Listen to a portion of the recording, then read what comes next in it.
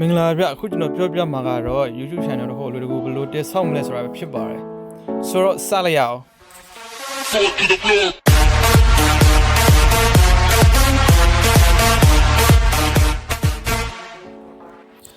channel တစ်ခုတည်ဆောက်ဖို့အတွက် YouTube application လိုအပ်ပါတယ် YouTube application ကို Google Play Store နဲ့တခြား App Store တို့မှာ download လုပ်လို့ရနိုင်ပါတယ် channel တစ်ခုတည်ဆောက်ဖို့ YouTube application တွေကိုဝင်လိုက်မယ်ပြီးရင်ပေါ်ညာဘက်တောင်းက profile ကိုနှိုက်လိုက်မယ်ပြီးတော့လို့ရှိရင်ဒီမှာရော channel ဆိုတာပါတယ်ဒီ channel ကိုဆက်နိုင်မယ်ဒီနေရာမှာတော့ကိုတည်ဆောက်မဲ့ channel ရဲ့နာမည်ကိုရေးပေးရမှာဖြစ်ပါတယ်နာမည်ရေးတဲ့အခါအစစလုံးကိုစဉ်းစားလို့ဆိုပြီးတော့ရေးပေးရမှာဖြစ်ပါတယ်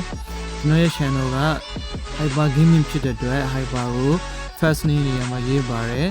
gaming ကို last name နေရာမှာရေးပါတယ်နာမည်ရေးပြီးတော့လို့ရှိရင်တော့ create channel ဆိုတာကိုနှိုက်လိုက်ပါအဲဆိုရင်